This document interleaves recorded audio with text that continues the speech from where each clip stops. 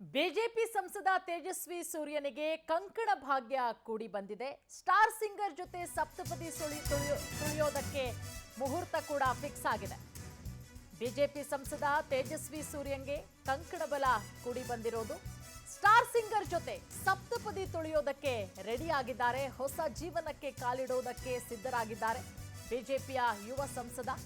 ಶೀಘ್ರವೇ ಚೆನ್ನೈ ಮೂಲದ ಶಿವಶ್ರೀ ಸ್ಕಂದ ಪ್ರಸಾದ್ ಜೊತೆ ಸಪ್ತಪದಿಯನ್ನ ತುಳಿಯಲಿದ್ದಾರೆ. 2025ರ ಮಾರ್ಚ್ 4ರಂದು ಬಿಜೆಪಿ ಯುವ ಸಂಸದನ ವಿವಾಹ ಕೂಡ ನಿಶ್ಚಯ ಆಗಿದೆ.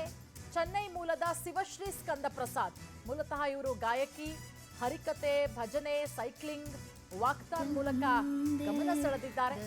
ಕಳೆದ ವರ್ಷ ರಾಮಾಯಣ ಹಾಡನ್ನ ಹಾಡಿದ್ದಕ್ಕೆ ಪ್ರಧಾನಮಂತ್ರಿ ನರೇಂದ್ರ ಮೋದಿ ಅವರು ಬಹಳ ಮೆಚ್ಚುಗೆಯನ್ನ ವ್ಯಕ್ತಪಡಿಸಿದ್ರು, ಪ್ರಶಂಸೆ ಕೂಡ ವ್ಯಕ್ತಪಡಿಸಿದ್ರು. ಸತತ 2ನೇ ಬಾರಿಗೆ ಸಂಸದರಾಗಿ ಆಯ್ಕೆಯಾಗಿದ್ದಾರೆ ತೇಜಸ್ವಿ ಸೂರ್ಯ. ನೋಡಿ, ಇವರೇನೆ ಒಳ್ಳೆ ಉತ್ತಮವಾದಂತಹ ಗಾಯಕಿ, ಮೂಲತಃ ಚೆನ್ನೈ ಮೂಲದವರು ಇವರು. ರಾಮನ ಬಗ್ಗೆ ಅದ್ಭುತವಾಗಿ ಹಾಡನ್ನ ಹಾಡಿದ್ರು.